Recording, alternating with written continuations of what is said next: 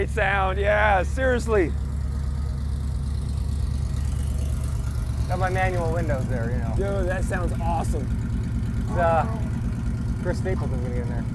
Holy smokes. Yeah, so when it opens up, it truly, it's the cam that you can hear in there. Yeah. And the cam really makes that. I want to point out, it's like 8 o'clock in the morning on a Saturday. We're waking the neighbors right now. Sorry, neighbors. they won't. I help them out a lot. There we go. Welcome to Cars, Shops, and Collections. I appreciate you watching the show. For the past 3 years, we've been putting the spotlight on some really cool cars, incredible shops, some amazing collections, new episode every week. So thank you for watching. Some of you have been here since the beginning. I appreciate it. If you're new to the show, you can subscribe right there. So today we're gonna go see Will, and he's got a 1968 Dodge Charger. He's done some really cool things to it. He lives around the corner, so we'll get into my Dodge Challenger and go see Will and his Dodge Charger. You ready, Gene? Sure. All right, let's go. Oh, see right there, poking out there, the driveway right there?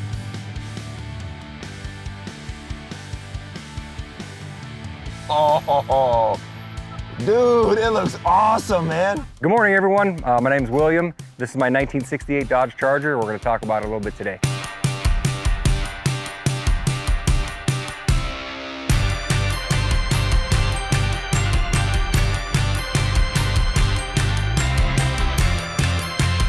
'68 Dodge Charger. Well, the Charger comes out in '66. It's here 66, 67.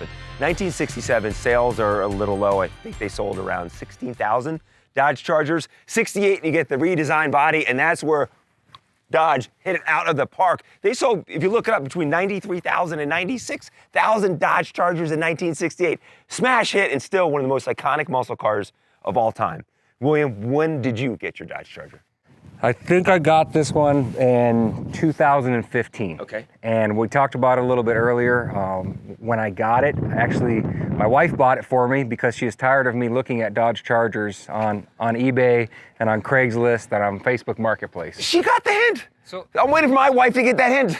There's actually a really funny story about that too, because I was frustrated because I was going around Las Vegas, going around Henderson, going everywhere, Arizona, California, looking for a reasonably priced Dodge Charger, and they didn't exist. And every time I would find one on Craigslist or eBay or whatever it is in the Southwest, I'd go to look at it and it'd be gone. And I'm like, who keeps buying all these Dodge Chargers? Like, where are they going? And it was about 2 weeks later, I went to work. And I go to work and I meet this guy, Sean, and I didn't know Sean. And me and Sean, we were actually, we're at work and we're talking about cars and whatever, and he lets me know, he goes, yeah, my side business is fixing up old Mustangs and Chargers and shipping them overseas for a profit. Oh, no. And I'm like, wait a minute. I said to him, I've tried to go look at least 3 Chargers in the last month, and they've been gone. He's like, I took all of them. He's like, I bought every single one of them. Really? And I was so frustrated with Sean, but him and I became best friends. He ended up helping me build this car because he knows everything about them. And yeah, we became really good friends after that, and he was definitely a mentor to help me build this car. But you sent me the pictures, and we'll put it so everyone can see. You get this, and it's Dukes of Hazzard generally. Which generally is usually a 69, it's a 69, right? Yeah. But this was a General Lee, and we bought this actually off of eBay. It was a New York car. Was it? So it was the bottom of it was completely rusted out, and I knew getting it. It was painted as a General Lee, but it was duct tape and Bondo holding it together. Really? And when I got it, I knew what I was getting into, and it was, when you see it, it's frustrating, but these aren't cheap cars. No. And the thing about Mopars is as you build them, you learn, number one, it's very difficult to get parts, and they're very expensive. Yeah. Even reproduction parts, and I'll give you an example, the front grille. Okay. So the front grille, I got it with a front grille, and you look at it, it's in really great shape. It's a reproduction grille. Is it really? But I can tell you, when I got that grille, I had to wait about 3 years.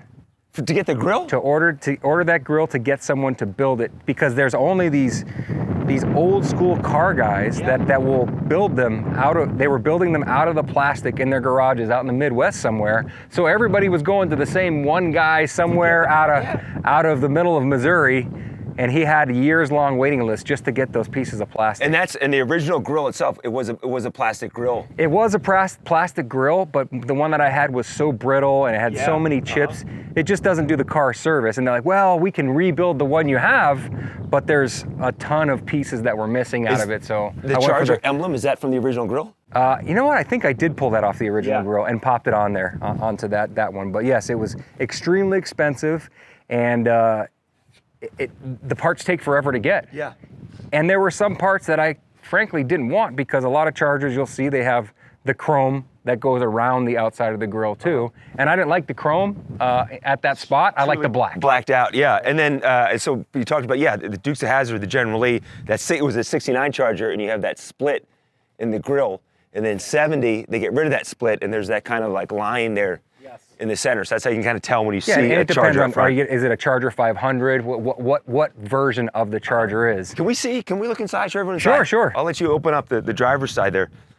And let's talk about too. Let's see the inside, and we have so much to talk about because it's such a great build you did on it. Well, and I know that's on some of your other videos of people doing Chargers. They have the original radios, they have the original buttons, and my thing about it is I'm sorry for all the Mopar purists out there. I like how you're talking right to the camera. I'm just going to tell all the Mopar purists, I'm sorry, but I drive this car. Yeah. And it has scratches, it has dings, it has imperfections. I drive it whenever I can. I put my kids in it. We go on joy rides. We have a good time driving the car.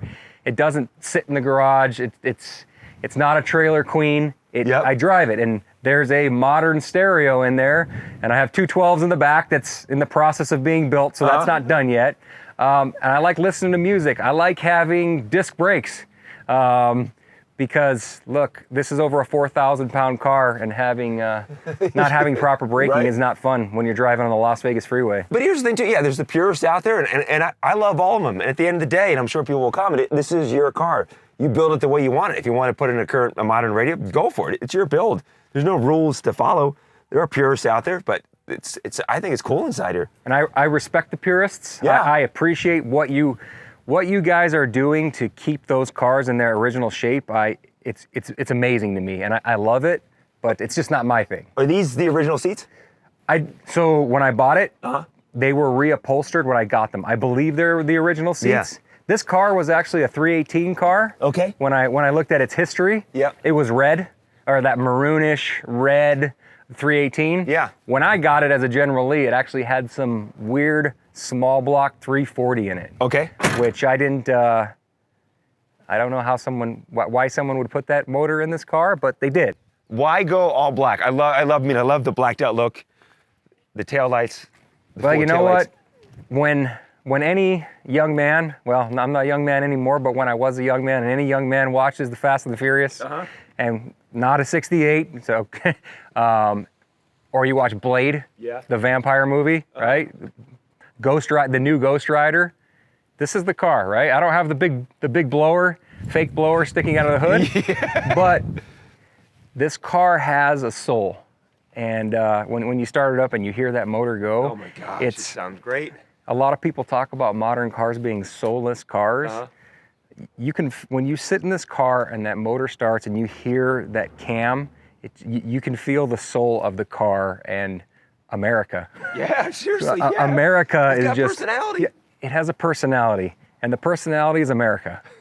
and it's you an can't American muscle car. You can't take that away from it. No. And it makes me every time I start that motor up and I hear it.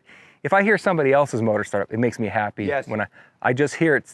It's like I hear the Star Spangled Banner coming out of the loudspeakers when that motor starts. When we started it, my reaction to it, and that's a true reaction. I'm not like faking something. Like here when the car starts, I'm like, oh my God, it sounds incredible. And here I am. I love the black. And by the way, too, black on black. Black on black. And when you're in Las Vegas, when it's 115 degrees in the summertime, I mean, you pay the price for having a black car, but it's worth it. I will tell you, so this is still, and one of the things about it was when I built the car, do you want to go fuel injection, do you want to go carbureted, right? Yeah. This car's still carbureted. Let's look under the hood while we're talking about this. Don't mind the dust. Like I said, I drive the car. So when I was going to make the decision, it's Vegas, it's the carburetor. But the thing about it is there's something about the character of a carburetor that truly screams America to me. And well, I love America. I love old muscle cars, and the carburetor, it just sings it. Now, this car could probably be tuned to pass everything except for a gas station. Yeah. Because we're probably getting about 5 miles to the gallon, if that, maybe. Okay. But I'm not taking any long road trips in it. It's for cruising around with my kids, having a good time, and. But you said the original color, not to interrupt you, William, but you said is that maroon, so you can see it right here. Yep, you can see it. That's cool.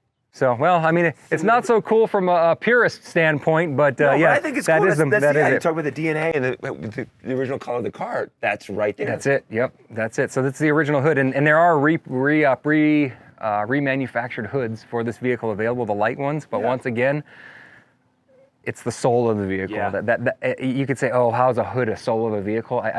This hood is heavy. Yeah. This hood, it's pitted, it's gigantic, and it has, I mean. It's born in 1968. What is that going to make us? We're 40. Let's not do the math on how old it is. Yes, I mean, it's over a 50-year-old car. Yeah, it is. Okay, we'll call it over a 50-year-old car. Say that. An over the 50-year-old car. You sent me a bunch of photos too of as you're working on the Charger and stuff, but you did send me one of the original ads, which I think is so neat because the sticker price on a Dodge Charger in 1968 was the base model was around $3,000. $3,000. And if you run the numbers, Google what it is today, and it comes out to about $26,000. So it was an affordable car. I mean, buy a brand new muscle car right now for $26,000. You're not going to do that. It was an affordable car back then. And I think that's one of the really important things about this car as well. So I can't take your car with my kids and work on it, right? Yeah. We can change the oil. We could probably change the battery. Yep. There's a few other things that we could the air filters, right? Yeah. But what else work can I do on your car? You know, I love that car. It's comfortable. It's going to be smooth in a long road trip.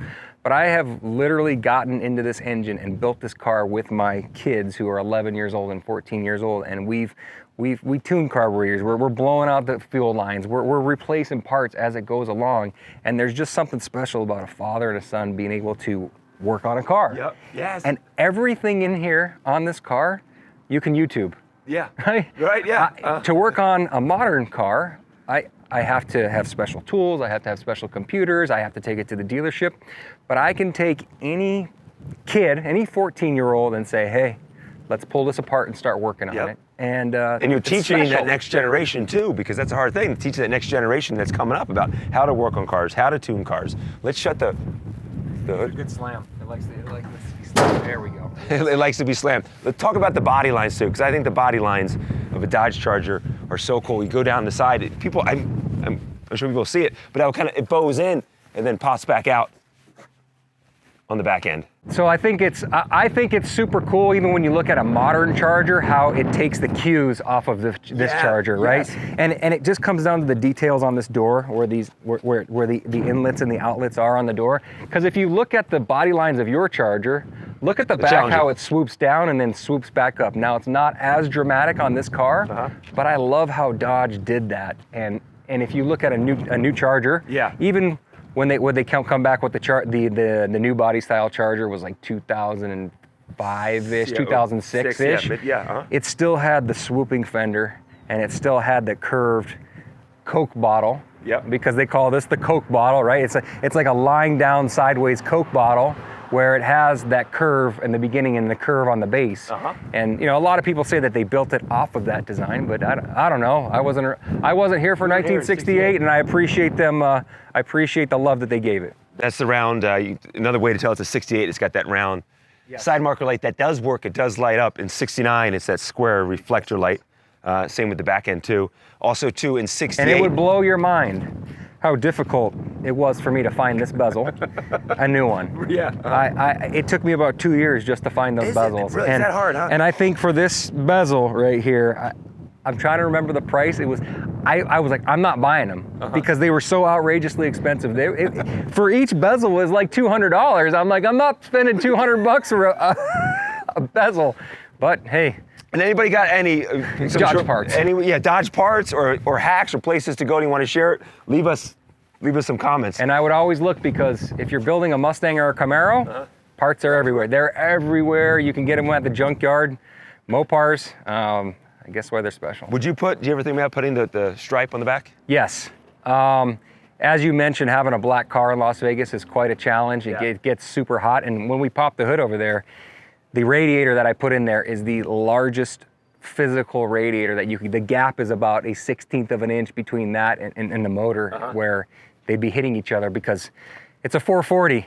The car runs hot. Yeah. The car is built to run. The hotter it is, the better it runs. But there's a point of no return on that. Yeah. The stripe on the back, I love the stripes on the back. I didn't put it on because when it got painted, I said I can always add it. Yep. But it's gonna be very difficult to take it off. Yeah. And I didn't know how much I would like it, but I just love the cleanness of all black. Yep. Can I pop this open? Yeah, sure. Push that down there. Yep. Oh, yeah. There you go. Now, I will tell you this, JC, I grew up as a kid building car stereos. That was one of my, that was my thing when I was a kid. And my stereo's not done in this. My trunk it's sound deadened. It's Dynamat, well, it's got Dynamat through it, and it's got 212s in there, but here in the next few months, that's one of my goals, is to make something super nice. And I really want to, car audio is an art form. And I'm looking forward to being able to really fill that trunk up with maybe 410s or 412s and run it up big. But this is my cruising. This is the cruising mode right now. This is great. I think it looks. I don't know if you want to see a Dynamatted trunk there. Let's pop. Of course we do. Yeah, the whole car is sound deadened, but it's still pretty loud. The startup just sounds awesome. And yes, I think you talked about in your other episode the circular taillights. Circular taillights. Yeah, this is 68, 69. You get the long taillight. Got our car show chair. Sure, you gotta have that. Car show chair to just sit there. Right here? So yeah, it's Dynamatted, and we just have those strapped in there for now. Move the battery to the back because it's just easier to work on the car audio. But the amp's stuffed in back there on the back. It's a JL amp, and like I said, the goal is to just build an entire encasing, maybe put a 10, a 10, a 10, a 10 around, really? And then vinyl it and make it look real nice. But these things take time. We'll hear it coming. Yeah, well, you can hear this coming right now with these two JLs in here, and it thumps pretty hard, but it's not clean, right? And cleanliness in car audio is one of those things. So I want to point out in the back here too, reverse light right there in between the taillights. Well, can we go for like just a quick spin around the block? Sure. And then come back here.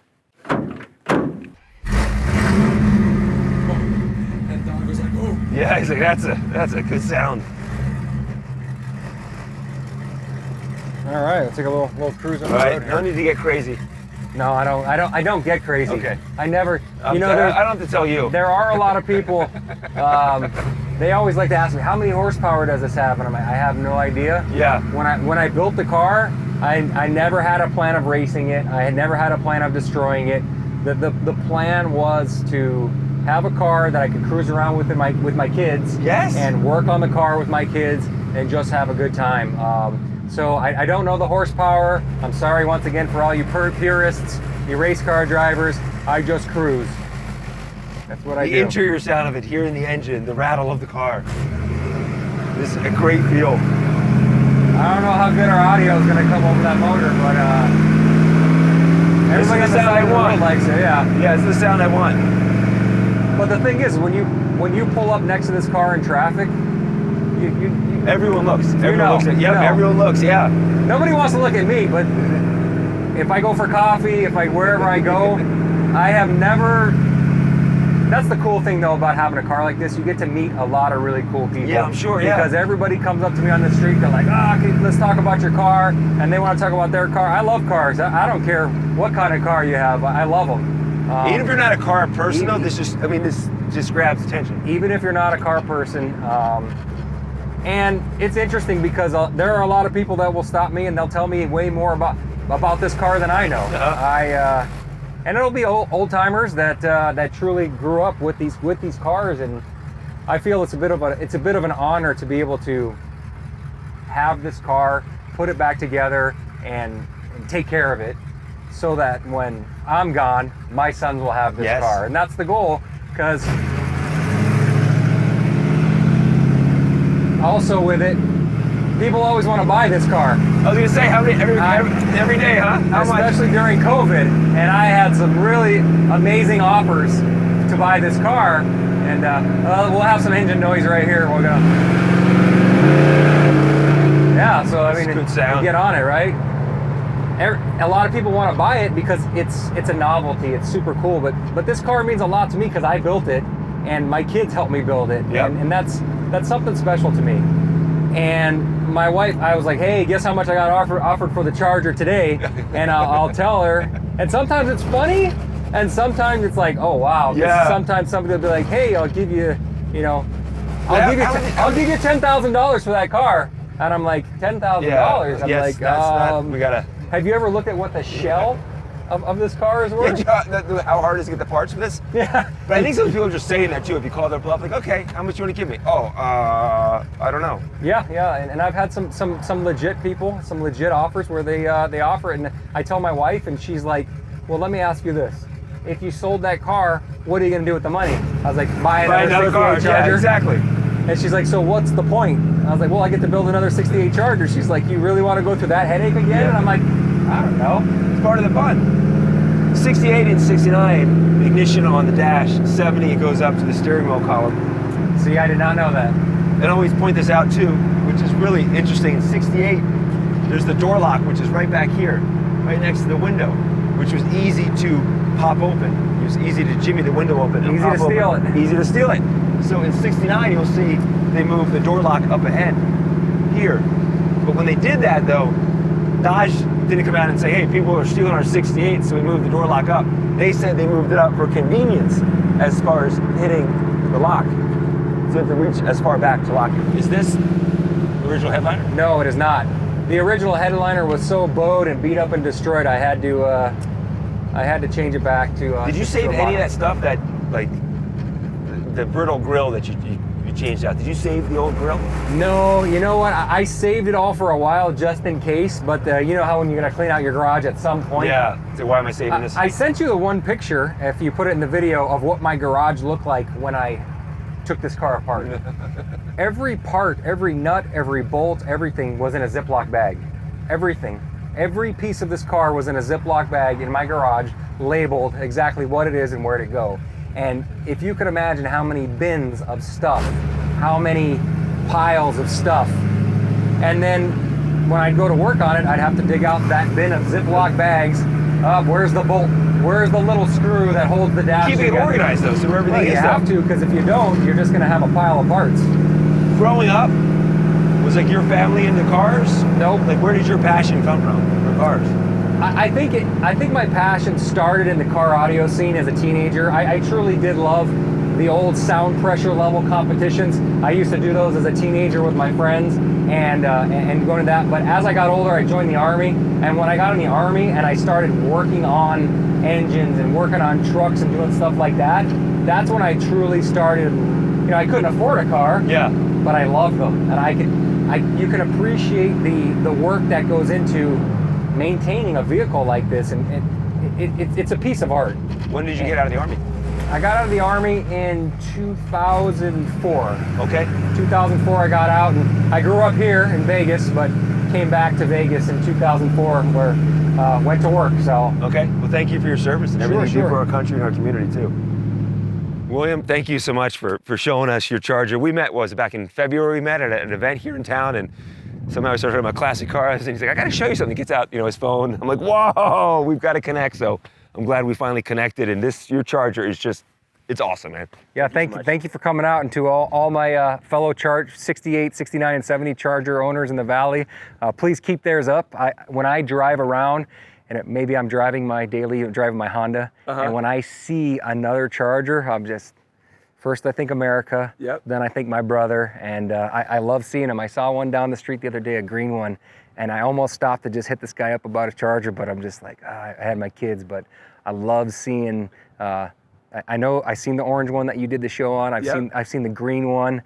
Well, to all you guys hiding those Chargers, to all you guys, show the people. Yeah, we should have a 68 Charger car show. 68, 69, 70. Okay, Gen 2 Charger. Let's have a Gen 2 only car show here in Las Vegas. we'll make that happen. That would be cool to see. It would be cool to see how many people are hiding these cars in their barn, in their shop, in their garages. We saw the episode with Doug. Yeah. Doug Reynolds, back of his, we thought he had just had a 68 Charger, and we got there and it was literally Mopar heaven in his backyard. So I think everybody likes seeing them. I think even driving down the road, the kids like seeing them, and the kids they don't know what they are, and I think it's like a piece of art, right? If you keep a piece of art locked up in your house, the world doesn't get to see it. Yeah. But we should share it. We should share it with the next generation, because if not, it dies. Nope. Yeah, let's keep it going. Thank you so much. Thank you. Thank you for watching. We appreciate it. All right, it was a good episode. Great stuff. Thank you. Appreciate it, guys. If you want your car, shop, or collection featured on the show, then shoot us an email at carshopsandcollections@gmail.com. That's carshopsandcollections@gmail.com. And thanks for watching, and be sure and subscribe so you don't miss any future episodes of Cars, Shops, and Collections.